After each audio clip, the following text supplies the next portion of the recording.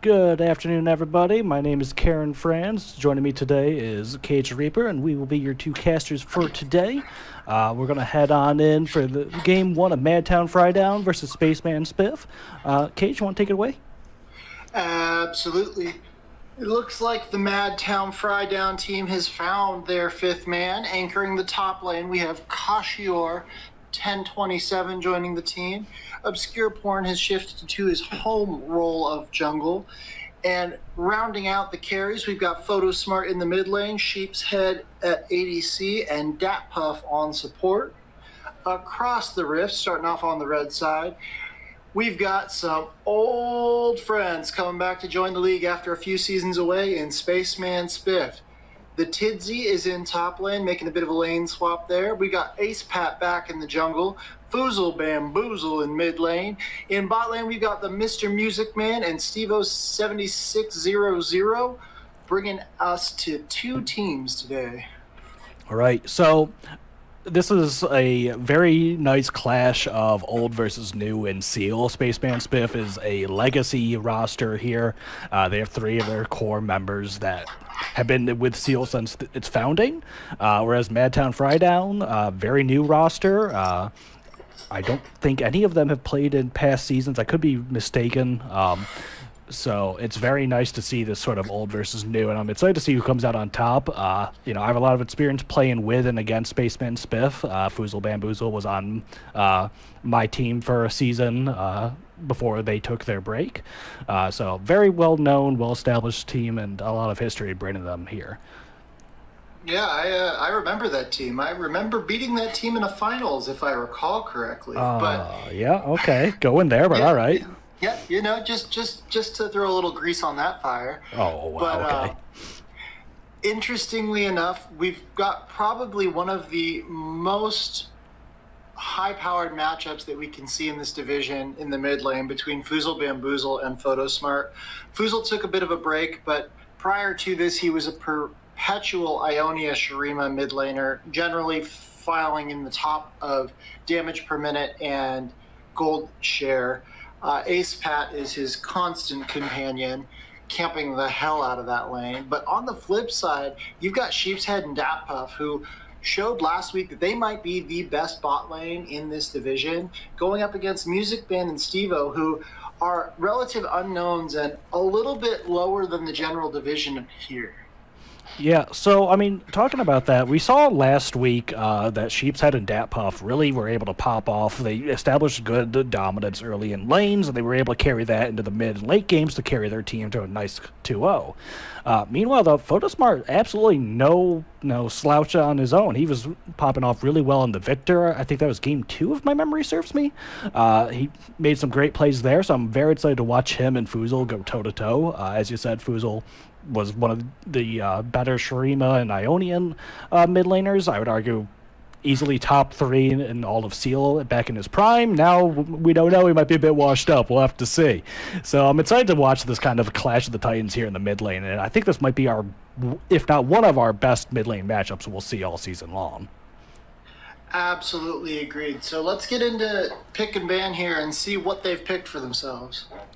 All right. So, I mean, right at the gate, something that I'm noticing here are the two bans against Kashior, 1027. We're seeing that respect given to him. They took away the game plank in the first rotation. Really afraid of that. Second rotation. Is that second rotation? Oh, yep, you're right. Draft roll, it does it backwards. Yeah, and then they got the Shen in the first rotation. Shen obviously real strong right now. Very good pickup and very good denial to get rid of him. And then the game playing the second rotation. So ultimately he does fall back on Camille. Good split pusher to match that Fiora. That's a very good skill matchup there to see who outplays who. Excited to watch how Tidsy does with his role swap. He was a former AD carry. So that's an interesting switch to make. Yeah, I look at the drafts on both sides, and some good respect getting paid to the Kha'Zix from Ace Pat. Kha'Zix is in a really strong spot right now. Notably so is Nocturne. Both of those really strong picks with good map pressure. Mm-hmm. The Victor ban away from Foozle, respecting the fact that that's a champion that he played when it was bad. Now that it's good and he may or may not be a little rusty, probably best not to let him have what he wants. But Despite holding counter pick for Foozle, Spaceman Spiff opting into the Oriana, which, while admittedly one of his comfort picks, not in the best spot right now, and I don't know that it's that strong into a Corki that should be able to outrange and punish it most of the game. Yeah, we'll have to see how he adapts to the current meta with that Oriana and the Corki matchup. I would personally really don't like Corki in his current state. He's very, very painful to play against. So, I mean, obviously it's a great pickup by Madtown Frydown. But that Nocturne Oriana synergy is a staple classic of Ace Pat and Foozle Bamboozle. They love to pick it, they love to play it, and they have so much history and experience off of it, they can easily make it work for them, even if, they're not the most optimal picks in the current meta. I'm excited to watch how it plays. Absolutely. This is going to be one of those situations where are the pocket picks strong enough to overwhelm the meta? Because you see what looks like a pretty meta team across the board from Madtown Frydown. Spaceman Spiff opting into a strong top laner, especially because this is played post-patch. This is on 12.3. Mm-hmm. So the item changes have come through, which have been really a boon for attack damage style top laners like Fiora. And the Nocturne has benefited as well. And the Corki nerfs, while significant, I think aren't enough to knock him out of contention in this mid lane. So I'll be interested to see how they play it as they get onto the map. Notably, Madtown Frydown invaded both of their games last week. It'll be interesting to see if they continue their invading habits against this Spaceman Spiff team that, while we did not see them last week, did go 2-0. So this is a clash for staying undefeated in Seal to start the season. Yeah, very excited. Are we ready to take it away in the game? Let's do it. Alrighty, we'll see you there very shortly.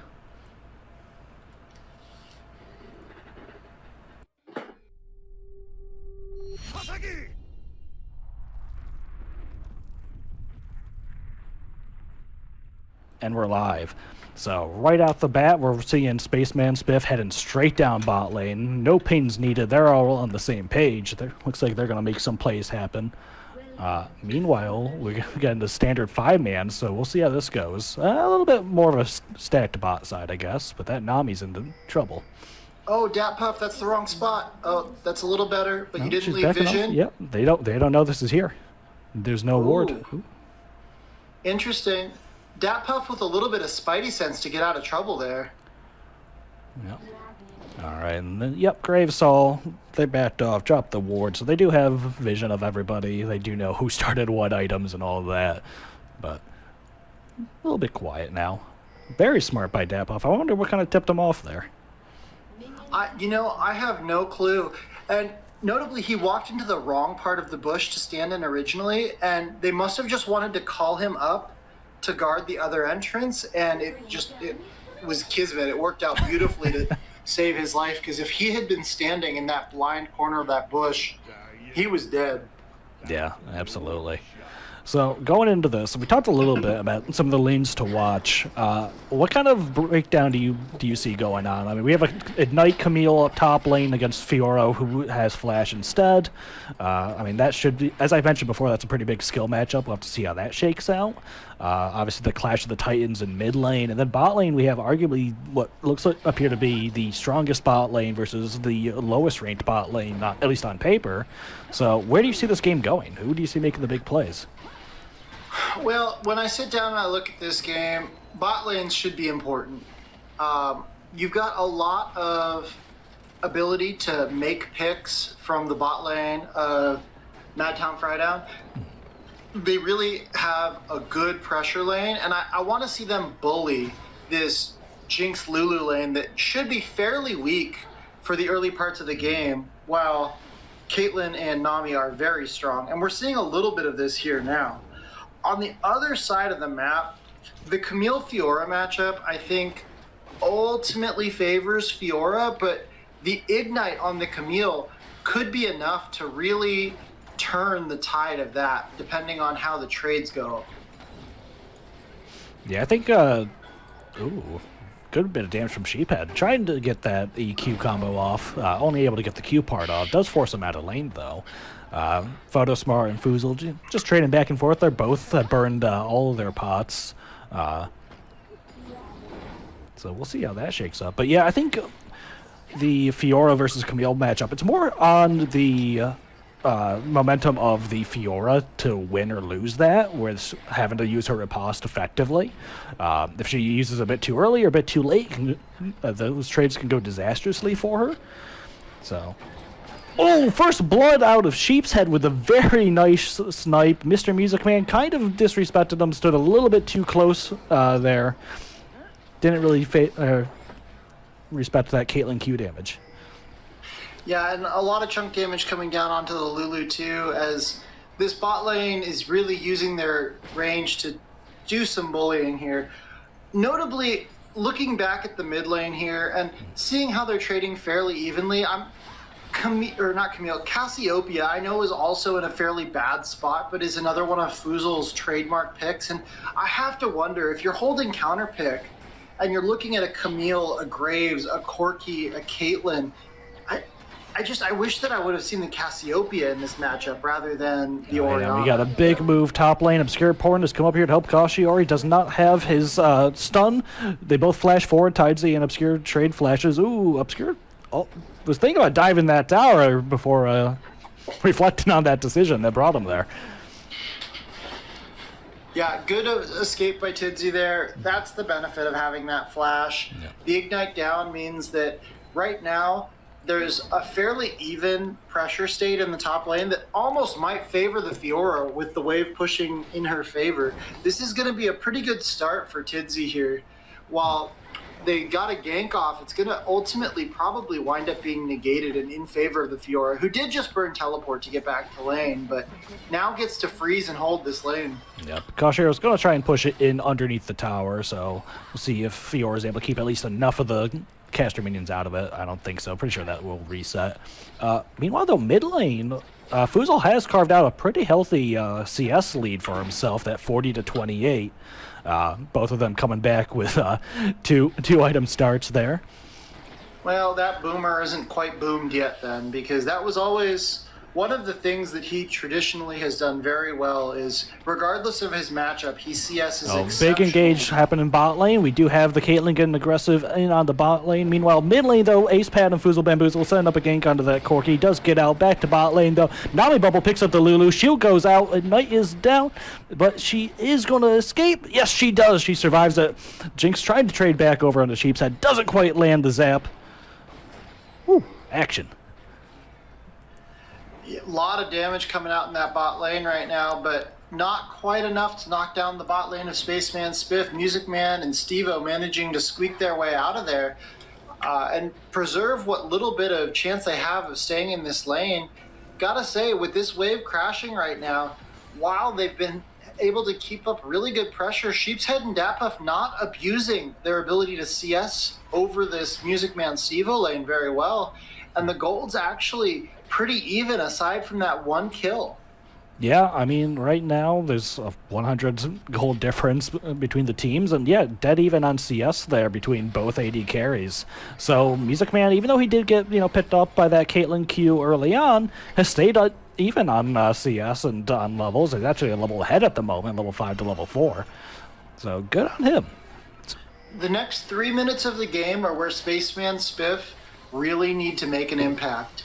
Their Nocturne has ult, has been counter jungling a lot from this Graves and got a decent gold lead because of it, almost a full kill from the counter jungling.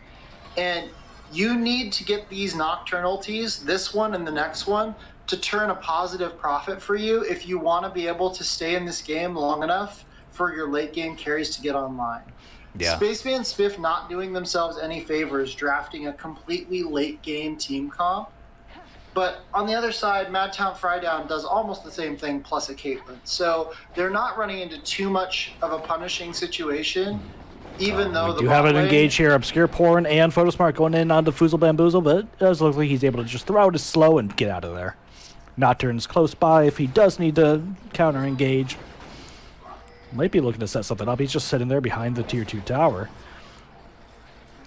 Notably, one of the big problems with the draft for Madtown Frydown is the lack of CC.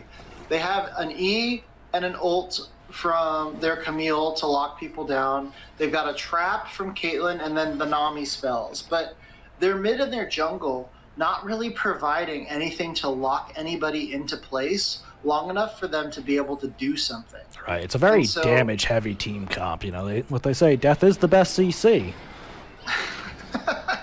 I mean, that may be, but you got to land Oh, your... Nocturne coming in. Fuzzle Bamboozle do turn it around, but that spell shield does prevent Camille from getting caught up. They are trading damage back onto Ace Pat. Has to flash away. Fuzzle Bamboozle too low to keep going. Oh, no. Good fight by Madtown Frydown to keep in there. It looked like they were going to turn it back around, but that spell shield off of Camille's passive was able to really prevent a lot of Fuzzle's impact with the Orianna ult. I think the Orianna ulti missed. Oh, did it? It looked like he was still in. I think the Orianna ulti missed, and I have to go back to watch that again to make sure, but I'm pretty sure that Orianna ulti went just a little bit wide. Yep. The Orianna ulti missed because he cast it right in the middle of the Camille ulti. No. Well, Graveson's come back down bot lane here, and the Sheepshead threw out the ult onto Stevo, trying to force them off of this tower. It looks like they might try and 3-man it, or at least they're setting up for the dragon. But yeah, you know what? Maybe Fuzzle does still have a little bit of rust still on him, missing that ult. Just a little bit. It really well played by Kashi or 1027 to kite down just far enough into the bottom of his ult to not disable the Camille ult, but still being far enough away from that Orianna ulti to not eat it. Right, that was a beautiful skirmish by both teams. Both of them managed to get out of there without anyone dropping. Corki is putting down some damage onto Fuzzle, trying to force him out a little bit. But yeah, first dragon did go over to Madtown Frydown, picking up that air drake virtually uncontested. Well, now everybody looks to be resetting a little bit. Camille, is she on Herald? No, she's just walking down mid lane. Might be looking to make a play there on Fuzzle again. That or just setting up vision. Alright, can I get a time sync? My little trip into the past has desynced. Yep, gonna pause right here at 10:20. Okay, keep running. I'm paused at 10:40. Okay, well then I will let you know when I catch up. Or all right. For right now, though, everybody's just kind of resetting at the moment. We're at 10:30. 10:35, 37, 38, 39, and 40. A little bit of damage traded back and forth between the top laners right there. Good riposte out of Tidsy to really block that second half of Kashior's Q. Ooh, big chunk on the Fuzzle Bamboozle in the mid lane, though. That Corky Phosphorus Bomb and R really putting down some damage. And Fuzzle doing a good job of staying in this lane through the early waves. But you got to imagine that at this point, it's getting to the part of the game where the Orianna's kind of worthless compared to the Corki, just as far as damage goes. And even with the ultis considered, they both lay down team ulti, but I feel like the Corki ulti is just more impactful at this juncture. Big engagement coming out of Camille here. She has Lotfior into the cage. We do have the riposte coming back out, able to block some damage, and she is able to get out of there. This has been a notoriously low-kill game for Seal. I'm not even sure if we're watching a Seal match. Oh, Nocturne going in, wants to prove me wrong. Fear does go down onto the Graves. Big damage coming out. Tidsy trying to get in on them, but not enough, and they are able to get out. Meanwhile, Corky is teleporting back up there. I think he has package now, doesn't he? It's 11 minutes in the game. Did he pick it up? Yes, he does. He's going right on in. Not able to land the R. Meanwhile, Orianna is putting down some damage there. Tidsy has to block that. Trying to hit Corky, but it does flash away. All right, a little bit of poke being traded back and forth, but it does look like each team will be able to disengage. Good teleport by Fuzzle there to get up to the play and manages to take the flash and the TP away from the Corki, giving himself a bit of an advantage once his flash comes up. Yep. Unfortunately for the side of Spaceman, Nabi all going down bot lane does knock up the Jinx. Sheepshead trying to get in on there. Headshot does go out, has to flash. They trade flashes, and they are able to get out of there. Lulu ulti coming in clutch to save the Jinx life there. But unfortunately, again, for Spaceman Spiff, both of the Nocturne ultimates have been nullified by kiting out of the fight after the fact. They haven't been able to pick up a kill with either of their first Nocturne ultimates, And at this point in time, the Graves is starting to get caught back up and potentially starting to threaten the Nocturne damage, even though he's still 600 gold behind the Nocturne from the early counter jungling. It's not going to matter after a certain point. Right. One thing I want to point out with this game is we're up to 13 minutes now, and only one death has been traded over. As you said, Nocturne ults have been nullified. Nobody has dropped in any of these skirmishes because both teams are knowing and testing their limits with one another and making sure that they don't overcommit. So nobody's dropped in any of these fights. Yeah, a couple of really good skirmishes. A little bit of misfiring from the side of Spaceman Spiff in one of them prevents them from picking up the kill that they maybe could have otherwise. And some good conservative play from Madtown Fridown and Spaceman Spiff, kind of trading back and forth as they chased each other back and forth in the top lane 3v3, but nobody falling down as both teams are playing a respectful early game, knowing that their goal is to scale. But the problem is both teams' goal is to scale. So at what point in time do you have to pull the trigger? Sheepshead is trying to put down a little bit of damage on bot lane, but they just back off pretty quickly. Nothing going to happen there. And that's actually a perfect point. For me, the team that's got the burden of having to make the game end is Madtown Fridown. If you give this Jinx unlimited time to scale, Caitlyn will never match a Jinx. Now, you have a Corki to poke her out, but all the same, it puts yourself a bit on the back foot.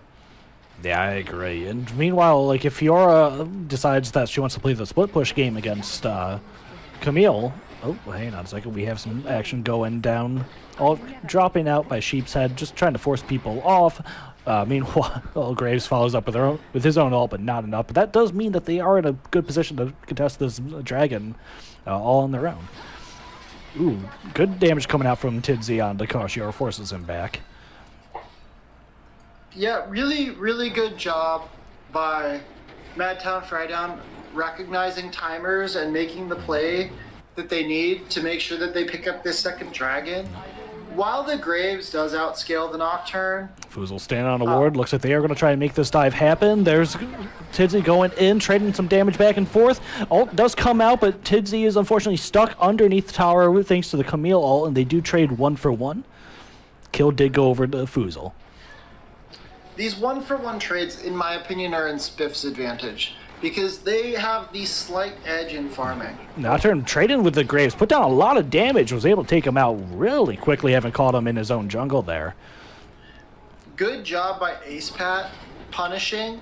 This is the kind of thing that I wanted to see from this Nocturne earlier. Nocturne is a champion that benefits really well from early damage and pressure.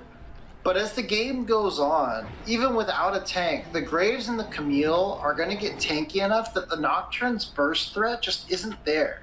And with the Kraken Slayer build, I'm not sure if that's Nocturne's current tech or if that's an Ace Pat special. I'm also not sure if that's the best move into this relatively squishy team comp coming out of Madtown Fridown.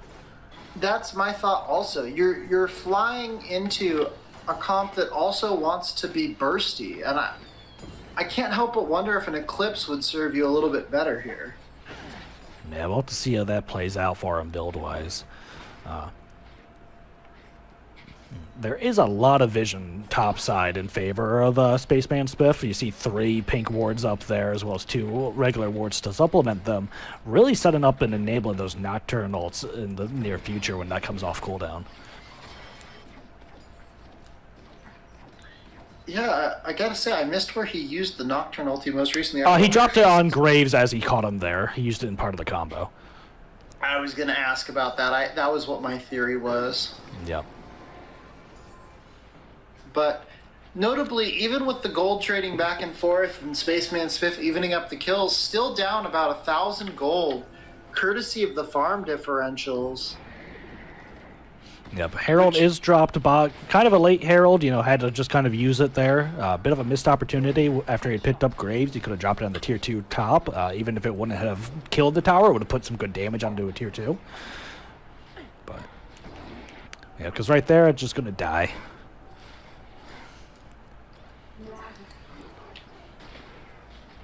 Yeah, a little bit more neutral gamesmanship here. Hoping we're about to see something. Yeah, but we do have what is going to be a 2v3. I don't think they knew that the Graves was going to be there. Ace Pad's going in. Lots of damage being traded over. He is exhausted. He does go down. Meanwhile, Fiora trying to get the heal. She does have it. Trading damage back and forth. Needs to back out of there with that teleport coming in.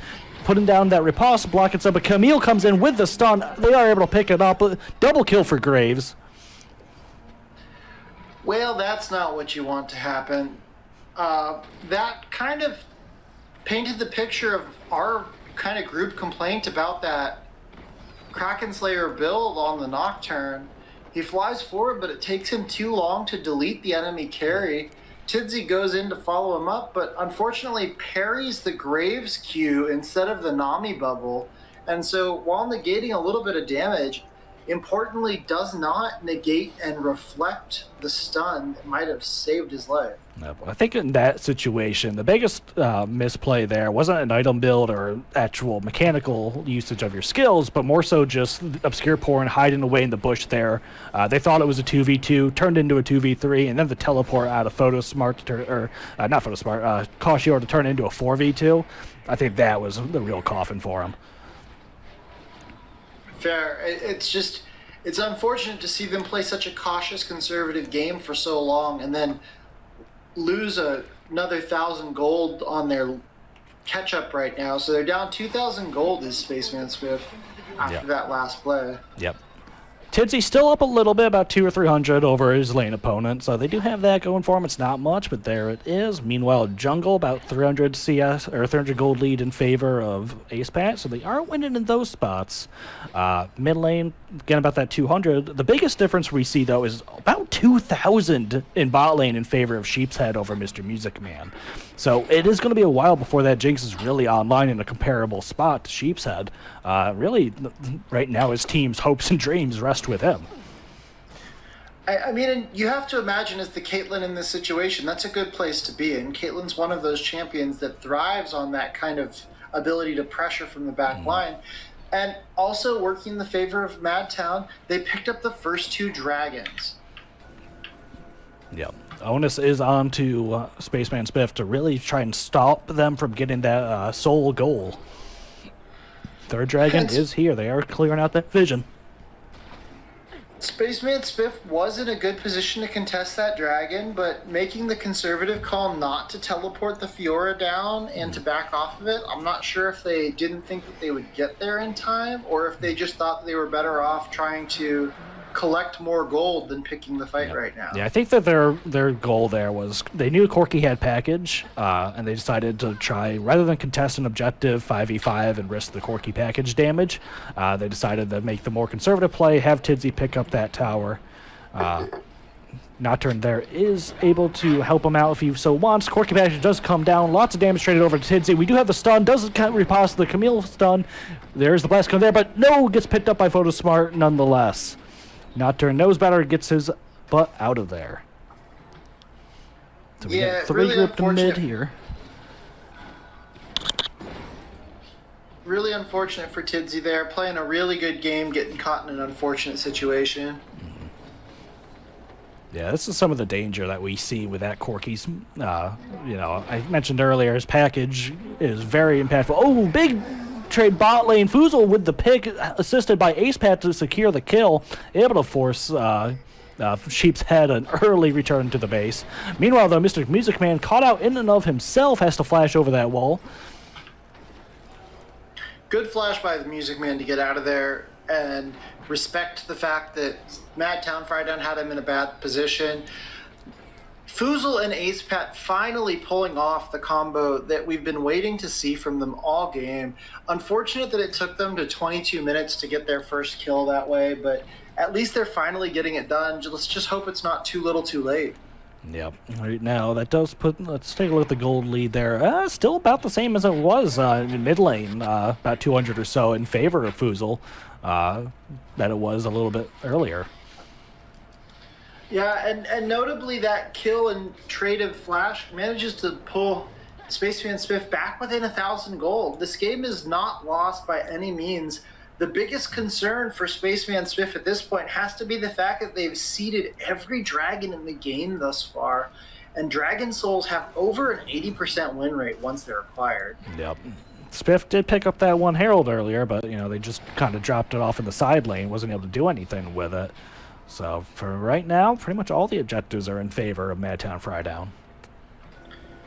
And the Nocturne has reached the point where the ulti is on a less than 2-minute cooldown, and so we need to be seeing... Oh, here it is. It's going in onto the Camille. She does trade some damage back. Is feared, does lose the second half of her jump, but Fiora's not there to follow up until she finally arrived way too late.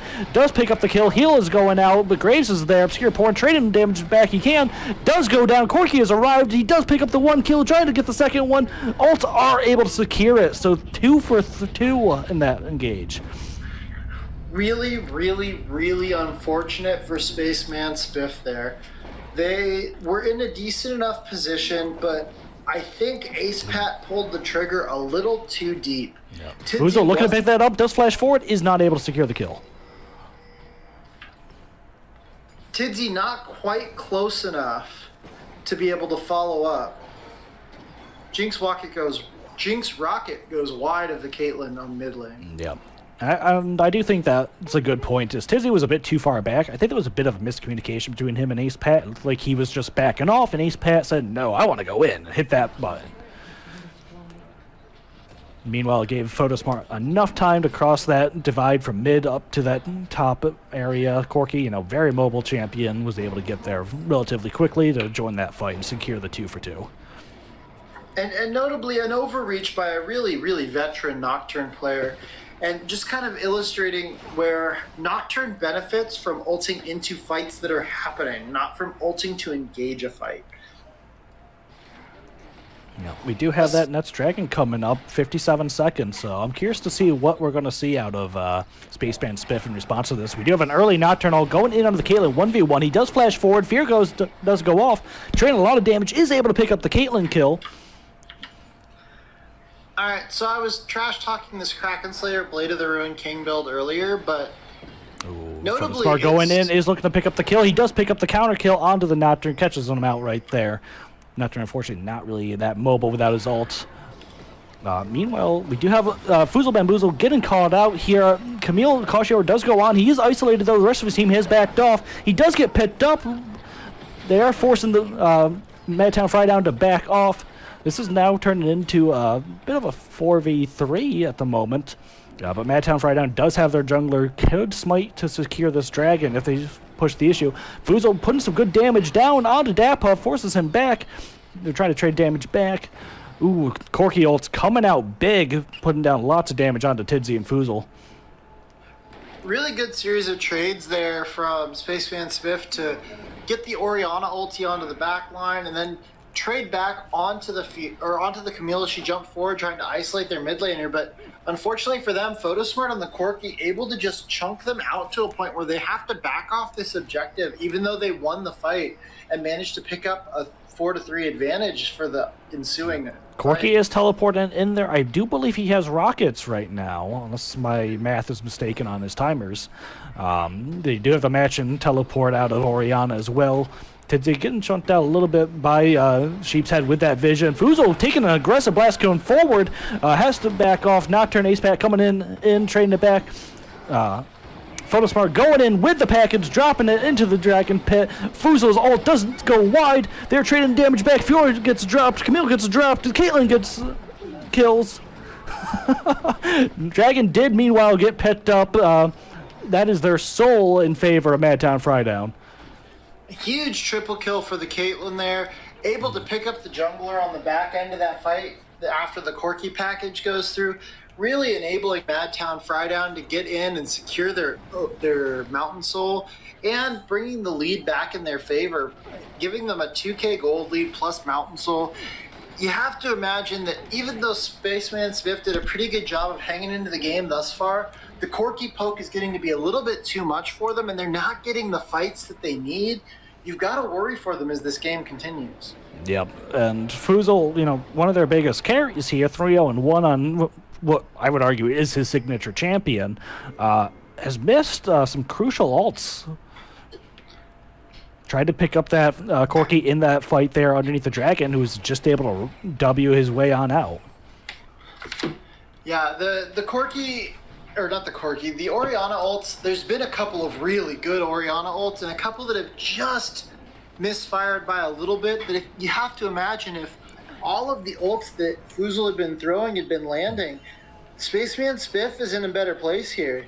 They just need one or two more kills in a couple of key positions, and they're not in the deficit that they're at, and they probably have at least one of these dragons in their favor. Yep, Corki has turned his lead into a solid 1,000 above his opponents. Meanwhile, though, Camille is going in hard onto Fuzzle Bamboozle, does get forced off by Ace Pat, who does in turn drop. They do pick up Obscure Porn, though, with that Orianna ult, Jinx Rocket, or Jinx Autos to help secure it. Tidsy, looking for a backline pick, is driven off, though, on his own.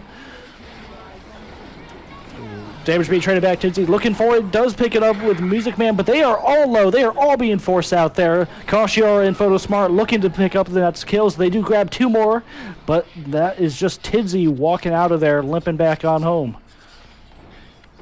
And I think that that's one of the problems with the draft overall from Spaceman Spiff here is you're into a poke comp and it's kind of hard to call Corki alone a poke comp, but you look at the damage the champion puts out, and Corki alone is a poke comp. Yeah, Corki on this patch really is.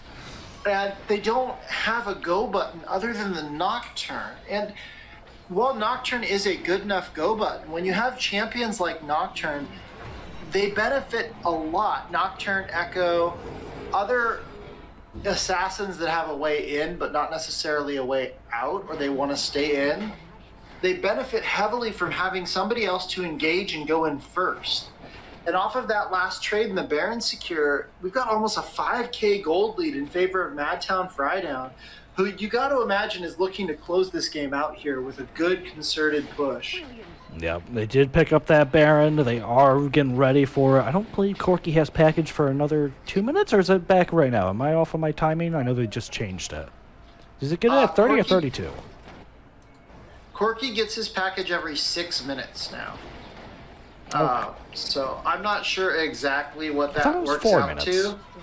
Maybe I'm wrong. Oh, Camille, though, picking up that engage onto Fuzzle Bamboozle. Big damage is being traded out. Fuzzle holds the R, waiting for that spell shield to drop. Nocturne comes on and has to stay back there because he knows exactly what might come for him. Ace Pat is able to secure the kill, but meanwhile, the mid lane is crumbling. Music Man has been dropped. They are pushing this tower down really hard. Tidsy's there, but Fiora can't do anything to wave clear Baron buffed minions. Notably, a good play by Spaceman Spiff to pick up the kill there, but committing onto the wrong person. The Camille is not your problem this game, and you just used your two biggest ultis to kill the weakest member of the enemy team. I want to say weakest, but I would agree it's not the right priorities to be making. Right now, they are trying to hold on to what they can in their mid lane. We'll have to see how they're able to scrape it together. They have some wave clear, but not turn Q, Orianna, and not a whole lot, especially going into these Baron minions. Last tower is going to drop. Nexus is exposed. Here's the time to make the plays. Tidsy getting chunked out immediately. Namiel has gone out to separate the team. Big Orianna ult, though, putting down some good damage. Sheep's Head is traded on over, but that is going to be the end of the game as they secure game number 1 in favor of Madtown Frydown. Really good job by Spaceman Spiff there to try to stall the game out long enough to the point where they could scale. The problem they ran into, in my opinion, is just the fact that the Corki got too big. And anytime you're stalling a game into a Corki or a Victor or one of those types of champions, even if you have Jinx and Orianna and Fiora, you need somebody to pull the trigger on the go button, or to be like a Sejuani and just stand in front of the team and eat up all the Corki poke and then walk away and Warmogs it back up. Because time and time again, we just see Photosmart poking out the team to the point where they can't take the fights when they need to. Yeah, but I think that's the real, theme of the game is just Photosmart's Corki poked out the enemy team a bit too hard. They really weren't able to contest the objectives that they needed to contest, especially with his package being up for those first 4 dragons. Really dissuaded any sort of team fights from coming in there, and when they finally did try to make a team fight for the Dragon Soul, it went very badly for them. Absolutely. So my ace for that game has to be the ace, Pat. I think that Fuzel did a good job in a bad matchup and held his own. Tidsy played really, really well, but the Nocturne, even though he didn't do quite as much in the early game as I would have hoped, really was the thing holding Spaceman Spiff in this game with a couple of key picks long enough for them to try to scale, even if they didn't manage to secure the objectives they needed. Yeah, I fully agree with you, and I don't think we really need to go into the MVP. I'm pretty sure that goes over to PhotoSmart, unless you have a hot take for me. I mean, I have a little bit of a hot take. Oh, let's hear agree. it. Let's hear it. I think PhotoSmart was neutralized for the first 9 levels of the game by an Oriana. True. Now, granted, it's Fuzel's Oriana, but that shouldn't happen. On the flip side, I think that Sheep's Head never let Jinx into the game. Very good point. Ever. Yeah, there was a strong gold lead that they established early on. That first blood kill, that was the first kill for, I think, 13, 14 minutes before we saw a second one on the board. And yeah, we did see a little bit of CS coming back in out of Mr. Music Man. He did manage to match him in CS by like level 5 or so, and was caught up a bit there. But it just went downhill after that. So you're absolutely right in that Sheep's Head really did abuse that matchup and momentum that Caitlyn was able to build up. Yeah, so I think that we're stuck here talking between the two carries of Madtown Frydown again. But I respect the pick for PhotoSmart. I think he did a lot of work late game. My pick's got to go to Sheep's Head. The whole game he was dominant. He picked up that triple to secure the soul for them. Coming up really clutch, putting the pressure where he needed, sieging down on the Caitlyn. My MVP for the game is Sheep's Head. Alrighty, well, there you have it. Bit of a split on the MVP, but Ace Pat is the ace. So we're going to wrap up game number 1 here, take a quick little break, and we'll be right back with game number 2. See you all then. Let's do it.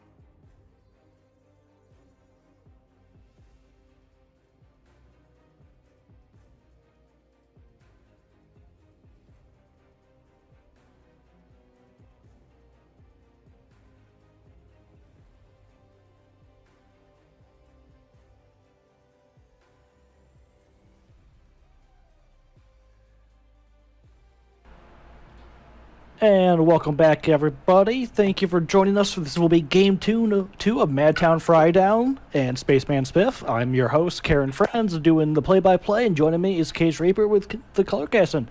Cage, bring us into this pro draft. Talk a bit about these teams and our two players. All right, for those of you who have already forgotten, we've got Spaceman Spiff on the blue side this time with Tidsy in the top lane, Ace Pat in the jungle, Foozle Bamboozle mid lane, Mr. Music Man on ADC, and Steve-O 7600 on support for Spaceman Spiff. On the other side of the rift, on the red side this game, we got Madtown Frydown with Kashior 1027 in the top lane, Obscure Porn Jungle, Photo Smart Mid, Sheep's Head ADC, and Dat Puff on support. Yeah, but real quick, before we break down anything further, I will just point out that missing pick out of Madtown Frydown, their first pick was a Poppy pick, for anybody wondering.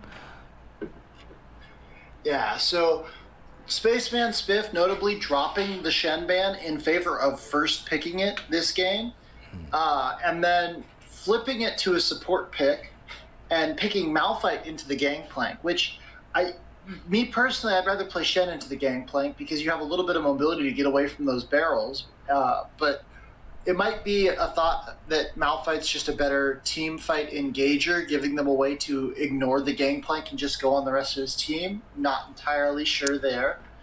Also, Madtown Frydown with the Poppy pick, sending the Poppy to the bot lane. So on both teams, you've got a top jungle pick that winds up getting flexed to the bot lane, and we'll see how that goes for them. Yeah, it's very interesting. I mean, I've done some scouting on all the players in Piltover at this point, and I don't know of Shen being in Tidsy's roster quite yet. But I don't know if Madtown Frydown was aware of that sort of little stipulation that they had there. Maybe they thought that it was staying top and they could pick up the Gangplank there. But yeah, it's interesting that they end up picking that matchup with the Malphite last pick. What stands out most interesting to me is the Corki pick, getting all the way through both phases of bans, did not get banned away by Spaceman Spiff. Instead, we do have the Cassiopeia that was chosen, and now we have that bit of a lane matchup. But what are your thoughts on that? I wanted to see the Cassiopeia last game from Foozle into the Corki, and they had last pick. This time, they picked the Cassiopeia, and Madtown chooses the Corki into it. So back-to-back times, I'm not entirely sure about the purpose of saving your last pick for a pick that theoretically should be a losing lane, but I guess I get the matchup that I wanted the first time around, so I can't be too mad about it.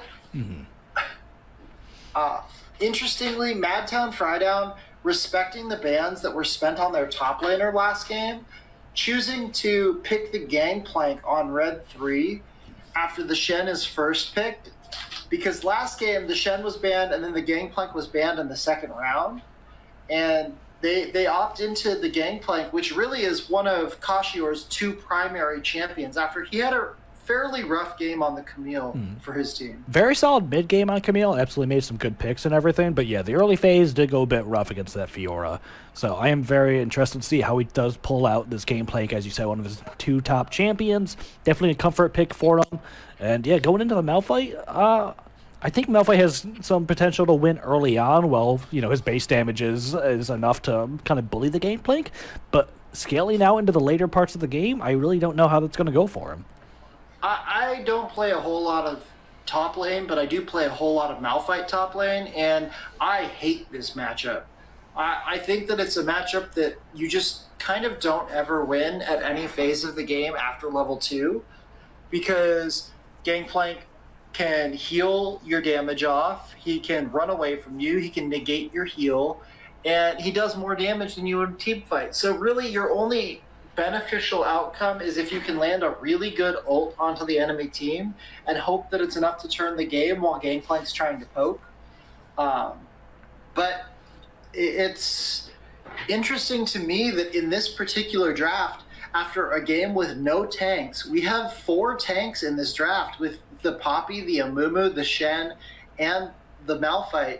And then a tanky or bruiser in the Warwick, depending on how Ace Pat chooses to build it. Looking at the two comps, which team do you think kind of came out ahead here in the draft? Who won this draft? I have to feel like Madtown Frydown won the draft phase again. You do have some good playmaking potential from the Shen, from the Cassiopeia, from the Warwick, from the Malphite. You've got good lockdown. You've got good individual skirmishing. But we've seen that, especially in Seal, these lower division teams like to team fight. Yep. And you can't team fight into a Corki Amumu Jinx gangplank. Poppy notwithstanding. Like, the fact that Poppy can zone off and make any fight a randomly odd-numbered fight with her ulti is a problem in and of itself. Plus, she can deny the dash from the Shen and from Warwick. the Tristana. Warwick's Does it stop his ult? He's unstoppable. Okay. It has a really, really weird interaction that if we see is going to be bizarre and maybe bother some people, but it's a really bizarre interaction. It doesn't stop his travel, but I think it does ultimately wind up negating the stun. Interesting. And procs pop. Yeah, it's weird. If you haven't seen Warwick's ult interacting with the Poppy denial, go look it up, because it can make for some really weird interactions, especially if Poppy's dashing while it's happening. Anyway, let's get on to the Rift and see how this one plays out. Sounds good. We'll see you all there very shortly.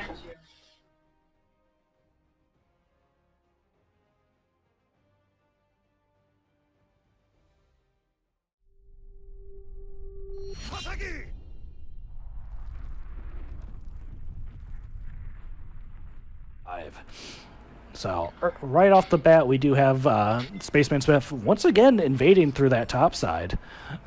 They are very much so enjoying that heavy invade five-man push, as opposed to Madtown Frydown, which their last series against Imagine Stars, is that it? No, they that's played. right. Return to the Middle Sticks. Return to the Middle Sticks. Oh! Yes, Tidsy getting called out there. Does flash away immediately. Warwick Q does go through. We do have the first blood going on to the Tristana. So paying off for him there. Kind of caught Kashior a little bit off guard. That's huge. All right, so we talked about the Nami standing in the wrong spot. Right. In the last time. I remember it. I've been standing in the right spot ever since you pointed that out. I'm smart. For those of you that do not know, importantly, good ward by Obscure Porn onto the enemy blue buff to get some vision on where this Warwick is starting. It's really important to scout out Warwick's first path because it allows you to guess where he's going to try to make his early impact. But for those of you who still stand in Tribush, when you're in one of the Tribushes, you're looking to die to an invade. I can't tell you enough. Stand at the entrance to the river so you can see things, or ward it and hide. Yep. Yeah, we do see, Tristana using that early first blood, getting themselves a dagger will make it a little bit easier to pop that bomb of hers. Yeah, and really good for Spaceman Spiff here to get the extra gold onto the lane that maybe needs a little bit of help to start this one off. Absolutely. Yeah, I mean, as I was saying, though, before everything went down, it is a bit interesting to see Madtown Frydown had that 2 invades they made against Return of the Middle Sticks last time, and now they got invaded on twice by Spaceman Spiff. I wonder if Spiff invaded on their first series in week 1. We unfortunately were not able to record that and get a VOD going for you guys, but we do have a little bit of damage being traded on. Mr. Music Command taking a little bit of trades a bit back, and that's going to be about it. Yeah, really good presence level 1 by Sheepshead and Datpuff here to be able to pressure the lane out. The Tristana should be in control of this lane right now and really have the ability to out-trade, but you're starting to see a little bit of how Sheepshead and Datpuff understand these bot lane matchups better than almost anybody else in their division right now. Yeah, and right now they are able to get this in their favor. I mean, it's going to be interesting to watch how that Shen versus Poppy interaction goes, because I feel like Poppy should obviously have the natural advantage, being able to deny Shen, support Shen. His best feature is, his taunt. It's also going to be interesting to see if the Poppy decides to deny the Shen. There it is. There's the denial. Work is coming in. Datpuff and Sheepshead are trying to get out of there. Slow from Mr. Music Man does go out. Fear from Warwick, but it looks like they are too fast, are able to walk away. Oh, that movement speed buff from the Poppy denial really coming in Sheep's had handy looking there. to trade it back on over. Mr. Music Man brought real low, but is still holding on there. All summoners were burned on the side of Madtown Frydown, the team with the best name in Seal. Can't wait for them to play against Taco Truck. Oh, it'll be great. Oh Foozle Bamboozle taking a lot of damage out of that Corki there. Has to flash away.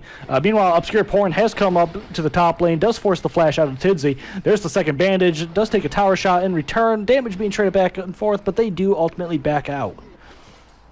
It does interest me that they didn't opt back into the Fiora in the top lane here, especially picking Tidsy late and knowing it's into a Gangplank. I feel like Fiora does really well into Gangplank relative to some other champions. Maybe I just don't understand top meta well. But I feel like Tidsy performed so well the last game that putting him on the Malphite's doing a little bit of a disservice to one of the lanes that really won well for you the last game. Yeah, it is a bit interesting to see because, as you said, Fiora would do pretty well against Gangplank. Her Q is able to pop those barrels and kind of deny him from setting up and getting into position. Plus, she's just able to chase him down pretty well. There's not much for him to cleanse with his oranges, but yeah, they made the choice, and I mean I think they're building for much more of a wombo combo kind of a team fight. You have the Malphite going in. Hopefully the cast is able to land a good ult onto people and really freeze them on up. Well, Ace Pat can kind of find that priority target and lock them out of it. Agreed. Once again, one of the really interesting interactions this game is going to be to see how Datpuff uses that Poppy denial.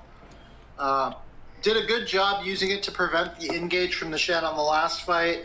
I'll be interested to see moving forward if it gets used more to deny Shen engages or to deny Tristana escapes. That's a good question, and yeah, I'm very excited to see what it does. Obviously the ideal case is both, right? Yes, you're able to get in onto the Tristana, put up that W so she can't escape, and then Shen tries to come in to save her, and you deny both. But that's a real niche situation. Foozle and Photospart are trading back and forth. Foozle is level 6, has that level advantage over the Corki, has to dash out of there, does get out. Meanwhile, the Moo is on the Dragon. Looks like he's trying to do it solo right now. Does have Sheep's Head and Datpuff coming on up to help him out, but Ace Pat is right above it. He doesn't realize he's looking a bit too much to dive that Corki in mid lane, so they are going to get this Dragon free of charge. We'll see Ace Pat going on in. Corki does level up to 6, does have to flash out of there, is able to get out. Meanwhile, though, 4-man from the Dragon are coming right on into poor Foozle and Ace Pat. They have to run up the river. Directed Cam is still sitting up on Tizy, not bringing us down to this action. There it is. Good ult out of the Gangplank. Wasn't really quite able to slow them down enough for the rest of the team to collapse in on them, but it was worth the effort. Yeah, really good play by Spaceman Spiff to get out of that. A little bit of unfortunate tunnel vision by Ace Pat, looking really hard for that Corki, but able to force the Corki to burn the flash after using the Warwick Q follow to get the Corki dash burned. Right, and I think the Corki pick has been smart both games out of Photosmart.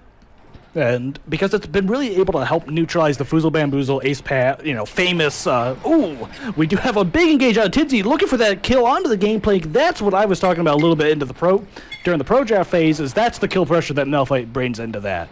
You're not really able to cleanse that knockup with the oranges, so if you are ever at a point where you are low in that lane, Malphite can hit that go button. Unfortunately, though, I feel like this is the last... A Moo fishing? Nope, not able to get it. Unfortunately, though, I feel like that's the first and last point where the Malphite wins this trade. And unfortunately for Kashior, used the ult to try to trap the Cassiopeia earlier. And so the ulti pressure is in favor of the Tidsy there. Right, and it is, you're right, it is a very narrow window for that Malphite to make plays against GP. I would say it is that level 6 to level 8 or so that you have, and now with the cooldowns off, you're probably going to want to be best off to save your ult for, Nuts Dragon or some other grouping of moment. We'll have to see how it all plays out, though. Notably, neither jungler level 6 yet, and both of them with ults that could really dictate what happens in the game. Amumu just hits level 6 with the team fight ulti. You gotta imagine he's gonna look bot here and see if they can't set up a play onto this bot lane. Yeah, no, there isn't a dragon for that's 2.5 minutes. They might prioritize a bit more top lane pressure to focus that herald down. Maybe get one of their mid or top lane snowballing. But it's difficult to say. Right now, Cassiopeia is in a bit of a bad situation, kind of in between that Amumu and Corki. I don't know if they really realize they have the opportunity. It does look like they're not going to seize it. Meanwhile, Warwick is looking to go bot. He's going to walk over that pink ward. Amumu is right above him, is able to come in. There is Ace Pat going on in. Poppy does start up the ult, but does get canceled by the fear. Warwick is able to suppress down. Sheep's Head does pick up the first kill. Poppy gets knocked back, is being brought down. There's a double kill for Ace Pat. Shield does save him thanks to the Channel. Obscure Point is coming in. There's the Gangplank ult. Amumu ult to lock everybody down in place. It does look like Shen might go down. Amumu picks up the 1 kill. Shen does survive. Amumu picks up the 2nd kill onto the Tristana, and Shen is there. He is alive. Meanwhile, Cassiopeia looking to get in on them. Amumu is real low, but might have just enough to burst that Shen if he hits the combo, and he does, but Fuzel Bamboozle looks like he is able to pick up the counter kill. What a series of event. Really unfortunate for Spaceman Spiff there. They looked like they had the trade. They looked like they had the play down. A great Gangplank ulti on top of the Amumu ulti to burn down the health of the bot lane and jungler there and enable the Amumu to pick up a couple of trade kills. And then the Shen just posturing a little too aggressively on vision means that while Fuzel could have cleaned that up either way, the Amumu does get to pick up just 1 more kill on that, trading back just a little bit more damage again. But 1 auto, the difference between that Tristana picking up the Amumu and the double buffs and really setting Spaceman Spiff ahead versus all the gold that got traded back. Oh, Steve-O is looking for that engage onto Photosmart, does manage to get the taunt off. That's going to be the bomb onto Photosmart. He'll die it in just a moment. Meanwhile, Fuzel picking the 2v2, going in on Sheep's Head, is able to put down a lot of damage. Ace Pat, his life, they do flash and dodge the Poppy ultimate, and they are able to pick up the double kill for Fuzel Bamboozle. Huge play by Spaceman Spiff here, shortly before the dragon is spawning, to get themselves back into a position of control. These are the plays that we wanted to see last game. A couple of really good plays by the Warwick. Unfortunately, he gets both of the kills instead of either of them going over to the Music Man, and the nature of like where the gold's better there. But then some really good roaming and a really good 2v1 by Fuzel, knowing that Ace Pat was coming to back him up, to really catapult Fuzel into the lead of this game. 1,500 gold ahead of his lane opponent, while a bit of a lead for Music Man and everybody else sitting pretty close to even. You have to imagine that this feels pretty good for Spaceman Spiff, knowing that Amumu's the only person up in gold on the enemy team. All right, and I was just about to comment, before that second bot lane fight happened, was that the first fight people got kills. The kills were going on to the wrong people, right? All the kills went on to the Mumu for Madtown Frydown, and most of the kills went over to the Warwick for Spaceman Spiff. Instead, we were able to, for the second fight, we had Cassiopeia picking up the double kill. We had the Tristana getting that solo, or I guess 2v1 kill there in mid lane against Photosmart. Meanwhile, Steve-O in a bad situation, kind of getting caught out here. Immediate teleport coming back out. Corki does drop the bomb. They are locking him down. Fuzel Bamboozle now in an equally bad spot, is tripped up by the Jinx. Sheep's Head does try to trade some damage over, but does die to the tower damage. Fuzel all on his own, does get dropped by the Corki. Ace Pat trying to put down some more damage onto the gameplay. He does have the oranges to get out of there, trades the kill on over, and meanwhile Tidsy does come on in to mop it up. What an event. Really, really rough series of events there for Spaceman Spiff.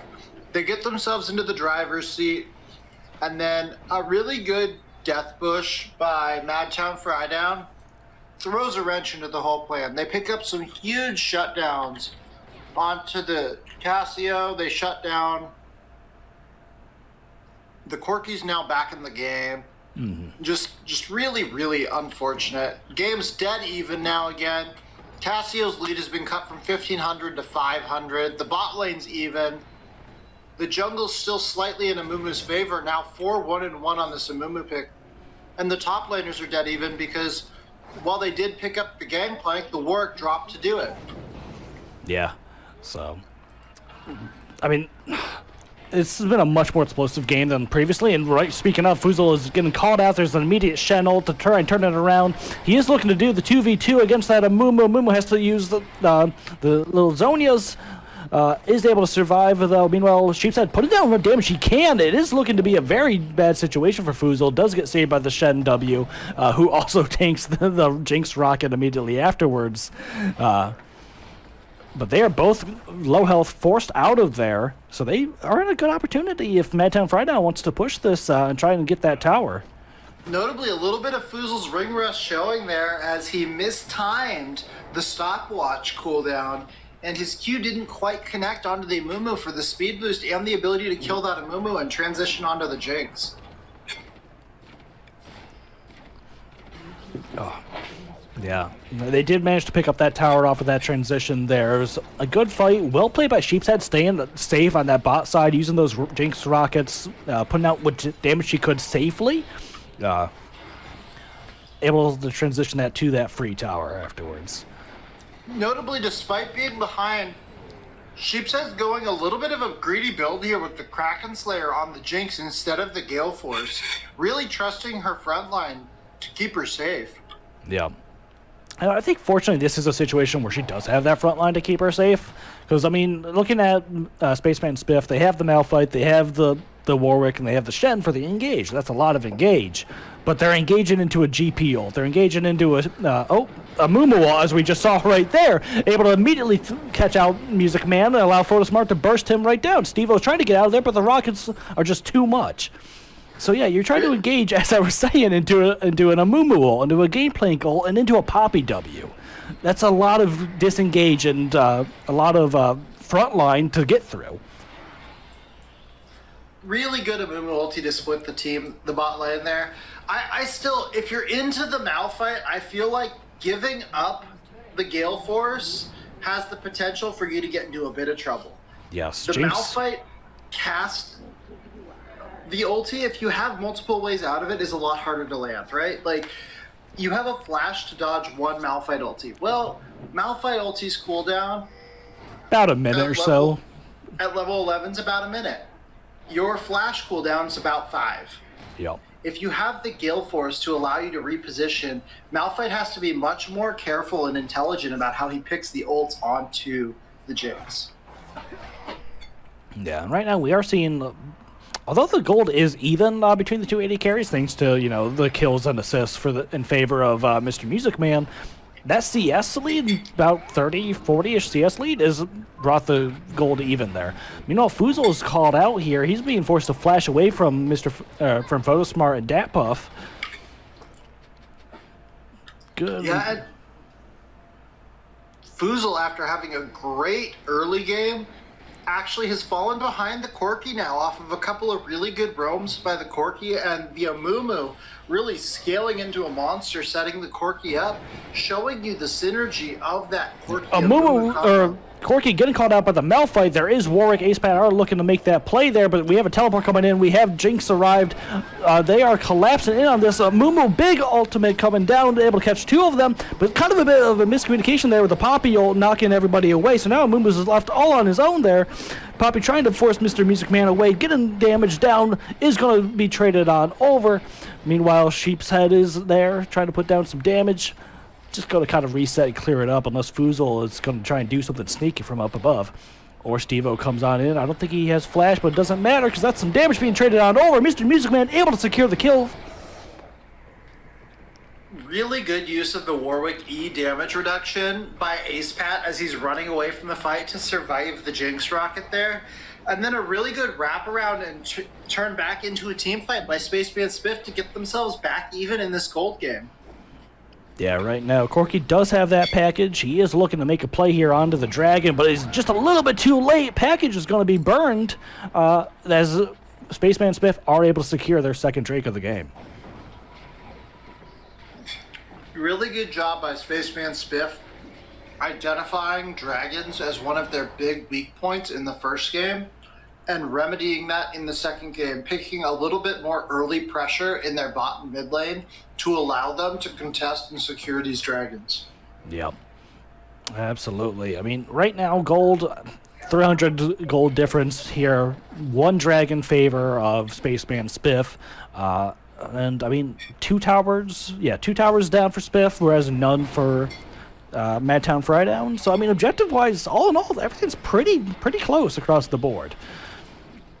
We'll have to see how this game shakes up. I mean, scaling into the late game, both teams have a hyper carry, AD carry. Both teams have good front line for them. I think overall, Cassiopeia will outscale the Corki a little bit.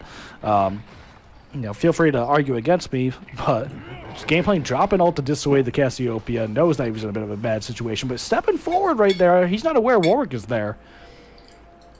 I actually do disagree with you. I think that the Corki outscales just on the basis of range.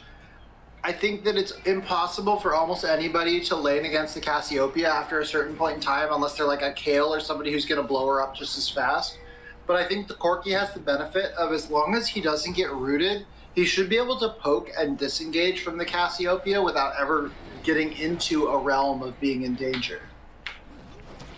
That's fair. We'll have to see how it goes. Fuzel denying the barrel right there. Ace Pat is here. They do have him grounded. Fuzel has locked him on up. Does force the oranges early. Ace Pat is able to secure the kill. And importantly, that kill secured without having to hang on a use the second, though, Warwick because ulti. here we have a re-engage onto Fuzel Bamboozle. Obscure goes on in, does donate the kill on over, but now we have a bot lane engage, or mid lane engagement, easily nullified, though, except for Warwick coming back in, gets a little chop. They just reset. Looks like we do have, is that a Baron start? That is a Baron start coming out for Madtown Frydown. 20 minutes, just as it spawned, they're doing it. Spaceman Spiff have no idea what's going on. Completely unaware. They don't have any vision. They're not suspecting a thing. They should have known. They should have been able to see based off of the rift or the scuttler they have there, but no reaction.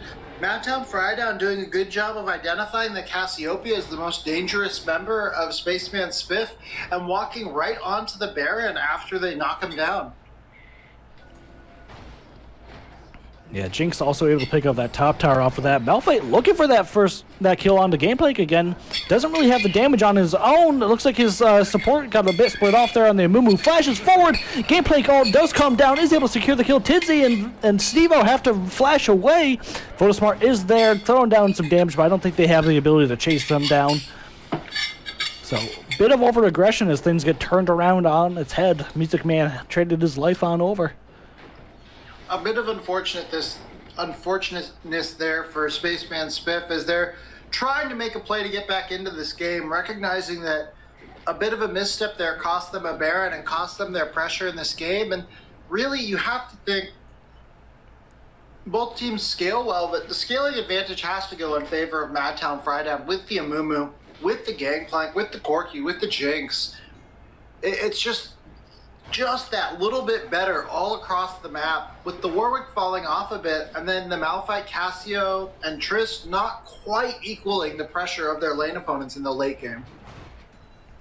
Yeah, I mean, right now, gold is still only about 1,500 or so away. They are looking to make a pick onto Ace Pay. He does have to ult away.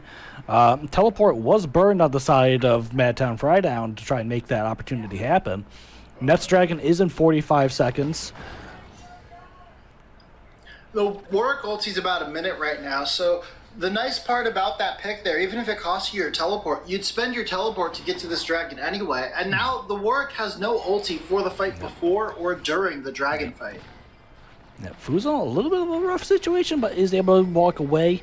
I mean, right now, Gameplay ult is still on cooldown, and Amumu ult still is on cooldown. They do pick up Malphite. They're chunking him down. He is brought out of the fight. That's going to be a really difficult dragon coming up in 15 seconds. It's going to be really hard to contest that without your Malphite. Yeah, Tidzy getting caught there is really unfortunate for Spaceman Spiff. At this point, you have to just walk away from the dragon and try to get gold wherever you can, or all you're going to do is continue to lose more people. Just kind of further emphasizing why the Malphite seems like an odd pick to me when you have the Shen. The enemy team has Corki, they have Amumu. These aren't great champions to be playing a Malphite into. I think there's a little bit of a misconception about Corki damage, where a lot of people seem to think he's mostly AD, but the damage is so hybrid that when you pick an armor tank into the Corki, you just are constantly underestimating the amount of damage that you take. Yeah, Corki puts out insane AP damage. Doesn't his passive convert a lot of his AD to AP once it actually hits? Almost entirely, yeah. Yeah. So you wind up with a hybrid damage carry of some sort that just does stupid amounts of damage for no reason, and you can't really itemize against. And this is part of why Corki's a stupid champion. Oh, I can't disagree with you there. At least in his current iteration, his numbers are a bit too highly tuned, but that's neither here nor there. Right now, Madtown Frydown about 4K in the lead. After that, about 3.5, 4K, whatever. They're resetting, getting back as they took down that tier 2 bot tower.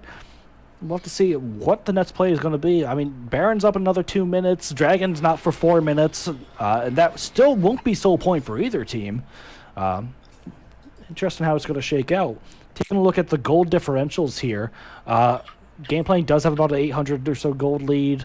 Amumu has a solid 1,000 or so. Mid lane about 500 or so. All this in favor of Madtown Frydown, as well as their AD carry. Once again, about 500 or so. So the gold is really well spread out across the board. We do have Fuzel looking to make a play right there onto the gameplay. Ulting, trying to turn some damage back around. Doesn't matter, though. Fuzel puts down too much. Does have to flash away to avoid the Amumu and the Jinx, but still eats the rocket. And gets out of there. Good play by Fuzel there. A lot spent on that play, but knocking down the gangplank at this point in time is always going to be beneficial to your team, because you've reached a point where even though he is 2, 5, and 6 now, 2, 4, and 6 prior to this, he is one of the gold leaders in the game on the back of the fact that some of those kills have been shutdowns, and fairly big ones. And you just can't disrespect the way Gangplank gains gold for no reason. Madtown Frydown really got a good positioning for themselves here. After securing that Baron, they've managed to turn what was almost 1,000, little bit plus gold deficit into a 3,000 gold lead, plus a dragon to get them off of being concerned about sole point. Really, really good turn of events for Madtown Frydown in the last 5 to 10 minutes. Yeah, game definitely a bit more bloodthirsty than we saw game 1. Still slow by Seal standards, as we do have Malphite go in. Jinx trades flash to get away. Mumu misses his ultimate, except for on 2 targets there. The tank is not really who he's looking to get. Ace Pat is able to secure the kill on the Sheep's Head. They do also pick up the kill for Mr. Music Man, able to grab that onto the Amumu. So good fight out of Spaceman Spiff, and a bit of some misplays coming out from Madtown Frydown. They are looking to continue this Ace Pat with the damage reduction. Does go in onto the Poppy, but is able to survive and trade over the kill for Ace Pat. A little bit of griefing there by Ace Pat, getting too greedy and disrespecting the Corki package. At a certain point in time with Corki, you have to basically respect that package. I think early in the game, it's a little overblown how much damage it does, and people respect it a little too much. But at 26 minutes into the game, once this Corki is the largest person in the game, 4, 2, and 3 with 220 CS and a lot of the shutdown gold, sitting on 1,200 or 12,000 gold right now, about 1,500 gold ahead of anybody else in the game. You have to respect the Corki. Anytime you don't, you put yourself in a bad situation, and in that particular instance, costing your team the pressure they had to push down the turret and potentially secure this Baron. Yep, we do have once again Madtown Frydown on that Baron, not given any momentum over to Spaceman Spiff. I don't think they have any vision of it. Yep, and it does go over. Meanwhile, though, Fuzel Bamboozle in a bad spot on his own, does have to blow his ultimate. Gameplank Ult does come back out. They are trying to catch him. He is running away. Jinx W does land. He is going to get popped. Meanwhile, Mr. Music Man pushing that mid, knows he can't really do anything else, so hopefully trying to trade over this tower. Dragon is spawned in 23 seconds. Interesting really? Jump there from the Tristana. It's a bad spot to be. Yep, putting some damage down on the Dat buff as he just walks away. But there is gameplay. Takashior is there, looking to set up the barrels, but gets denied by Mr. Music Man, who has to ult him away. Poppy still chasing. Jinx W does come out. Mr. Music Man gets rid of the blast cone as they do trade over Steve-O. Doesn't matter, though, because Mumu does find Mr. Music Man, ults him, locks him down along with Ace Pat. Now it's 5v1. Poor Ace Pat trying to get out of there. Damage reduction is not going to reduce that much, is brought out. Really unfortunate situation for Fuzel there, getting caught being the only one checking the Baron. Free Dragon going over for Madtown Fry down here after the bot lane gets caught out with the jungler. Spaceman Spiff starting to struggle a little bit with a little bit of split calls, it looks like, and a little bit of uncertainty about where to go on the map. Yep. I think that was just a really unfortunate spot for Mr. Music Man to be after he took the tower. He jumped forwards and moved into his enemy's jungle in a rather aggressive spot to recall, and it kind of just cascaded from there. We do have Tier 2 mid being pushed down by Madtown Frydown as they are looking to push this Baron advantage that they have. Cassiopeia securing her own blue, but looks like they are aware. Corki steals it with his rockets. Gameplank and Corki are there looking to trade over some damage. Ultimates are traded back and forth. Corki is now chasing down the Cassiopeia. Looking like it might be a bad situation. There is the Shen ult to turn it around, and they do pick up the one kill. Malphite on the back line is able to come on in. They do pick up the Sheep's Head. Those are the carries gone for Madtown Frydowns. They managed to pick up Fuzzle Bamboozle. Bit of a 4-for-3 situation. We'll see if Ace Pat's able to do anything further. He's looking for the kill. Ult does come out, not quite able to land. Lots of healing back and forth. Damage reduction not enough as Koshior picks it up. Oh, really rough for Ace Pat there. If he lands the ulti, if he manages to get the fear off, either one of those things ticks through and gets him the kill that he needs there. As it is, he eats the barrel right before he throws his ulti and takes too much damage before closing that gap, and he just gets blown up before he can do what he needs to do. A good stall, a good play by Spaceman Spiff to turn a bad catch on Fuzel into a positive play, winds up going about even, and Spaceman Spiff here starting to get to the realm of being in a lot of trouble as both of these Barons have gone over to Madtown Frydown, gotten them back into the game, got them a 5,000 game or a 5,000 gold lead, and the scaling really starting to come online for the dangerous late game carries on the side of Madtown Frydown. Yeah, I'm very interested to see where this is going to go with the rest of this game, because so far Sheep's Head not ahead like he has been in the last 3 games that we've seen him at. 2, 6, and 7 on the Jinx, not as impactful as he was previously. We'll have to see if it's really just down to Photosmart able to really carry his team to victory. I mean, obviously he has Koshior there helping him out, 5 and 5 on the gameplay. A couple of big items for him. He's 4 items complete at this point in time. His barrels are really going to hurt, as we saw with that Warwick there. It chunked him over half of his HP, I think it was. Yeah, that barrel chunking off probably about 50% of the Warwick's HP is going to be a huge problem moving forward. And despite being 2, 6, and 7 on the Jinx into a 6, 4, and 3 Tristana, Sheep's Head is actually even in gold, about 200 down on the Tristana, which means that this Jinx is currently sitting in the top 5 members of gold in the game right now. So you're not too mad about the spot you're in. When you pick Jinx, you're not expecting to win the entire early game. Your goal is to get to this part of the game. 32 minutes where you have your 3rd item finished and you are really in the position to carry fights. This is where Jinx gets the strongest and the most concerning. Whereas we're at 3 items now for Tristana also, and this is where the Tristana starts to stall out. So we're reaching this turning point for Madtown Frydown that they really should be in a position to win and control the majority of the fights for the rest of the game, in my opinion. Yeah, I'll have to see. GP is down in the bot lane. He does have teleport. He does have ult, able to have that, map-wide influence if he's needed. Meanwhile, we have the 5 stack from Spaceman Spiff ready to respond to Madtown Frydown. trying to put down. Corky package does go in, diving behind the tower. Has to use that Zonias as they try to disengage and zone people off. The Poppy ultimate is canceled by the Warwick. Fear will be back up in about 10 to 15 seconds, if my memory serves. They do manage to take that one tower. Meanwhile, Gameplay just unanswered in the bot lane. Foozle Bamboozle is kind of responding a bit now, but that tower is already gone. Damage has been done as they traded 2 towers for nothing. And one Gangplank barrel, half health the Cassiopeia there. Really, really difficult situation for Spaceman Spiff to be in, where they have to pull the trigger on that fight, even knowing there's a Gangplank ulti. You're in a situation where you can't afford to let them 4-1 you. You have to use your Malphite ulti, you have to use your Shen ulti, you have to use your Warwick ulti to force a pick and force action, because Spaceman Spiff so concerned about denying this dragon here that they give the Baron up entirely, and Madtown Frydown's still gonna get in range of this dragon in time. Yep, and they put down the one blue trinket. They know that they didn't start it right away, so they're suspecting that there is this engage. And Amumu's able to get the perfect 5-man ultimate. Jinx Rocket comes in.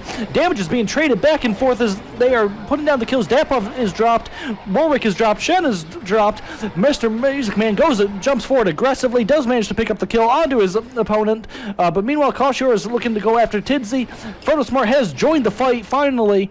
So right now we have the solo lanes left against the top and AD carry from Spaceman Spiff. Photosmart trading back a bit more with the Tidsy. It looks like they are going to be able to secure this dragon as Tristana's left and Malphite's recalling. That will be Soul and Dragon going over for Madtown Frydown.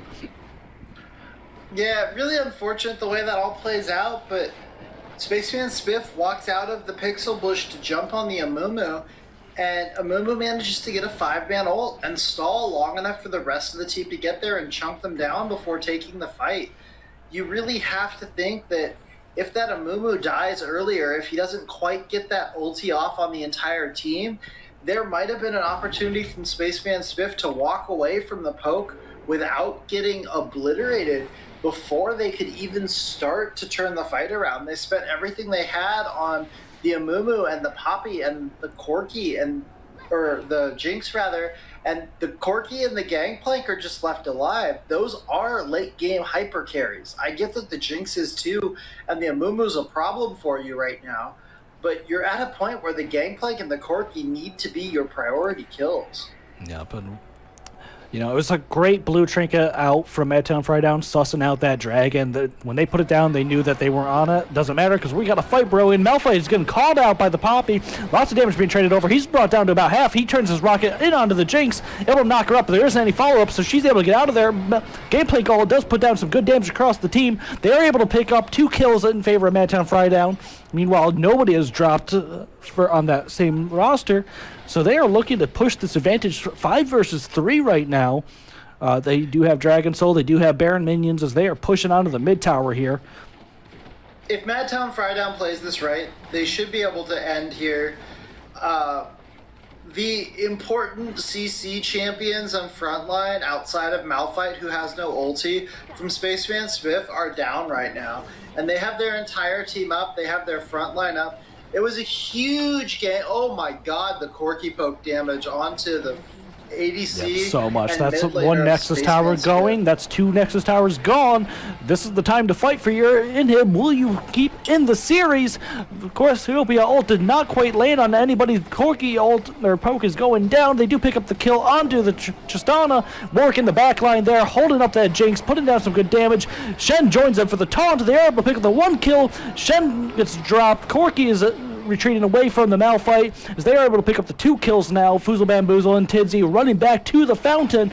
Foozle making one last desperate stand, being dropped. Oh no, he's still alive. Now he goes down. Meanwhile, Tidsy looking to chase Obscure Porn. I don't think they have much of a chance to stay in this game, so he's just looking to get what he can. Big Poppy shoves him right back into his fountain. That should be game number 2. Series going over to Madtown Frydown. Yeah, really good series played by Madtown Frydown. Really good job in this game, coming back from a deficit, trusting your scaling, waiting until all of your people got online, and really good job by Kashior on the gangplank to come back from a really negative game state. And I know that's part of what gangplank does, but this gangplank was 2-5-6 at one point in time. And despite being up on your lane opponent, not in a good spot for the overall course of the game, but they managed to come back and be absolutely massive by the end of the game, having a couple of barrel chains that single-handedly won a couple of those team fights. Yeah, absolutely. I have to agree with you there. That was a very explosive game number 2 after a very slow and very calculated game number 1. Reflecting on that, who would you give MVP and ace to here? I have to say, Fuzel Bamboozle absolutely played out of his mind on the Cassiopeia, especially in the early game, getting his team ahead, securing all of the kills, managing to roam on a champion that's not really supposed to, out-roaming the Corki, doing a really good job making his presence felt. On the other side of the rift, I have to give it to Obscure Porn on the Amumu. And I feel like that's a bit of a meme pick on the surface of it, but Sheep's Head was behind. Playing all right, but behind. Kashior was in a horrible position. Photosmart was doing okay, but about 2,000 gold behind the Cassia. Amumu was the only one who was making plays and keeping his team in the early game until they got the opportunity off of the back of a couple of really good Amumu ultis to be able to win some team fights and get themselves into this game to a point where they had the opportunity to win. Yeah, and you know what? I think I have to agree with you fully on both of those points. Fuzel, fantastic plays, good picks that he made. Some slip-ups here or there, but ultimately very well done on the Cassiopeia. Really helped keep his team there. Conversely, Obscure Porn, Mumu really just came through and enabled his entire team. Like, as you said, Sheep's Head, not quite the performance that we had seen out of him in previous games, kind of fell behind. Was still able to come in and be very influential in the late game, as Jinx does, but not what we are used to out of him as a performer. Photosmart, good Corki game, not as good as game 1, not as good as he's had in the grand scheme of things. I have to agree, Obscure Porn and MVP for that game. Comically, looking at my series, I think that last series we didn't give Sheep's Head an MVP for either game, but we gave him the MVP for the series for his performance across the series. And I think I'm going to flip the script on that, and I think Photosmart doesn't get MVP for either game, but I think that he gets MVP for his team for this series.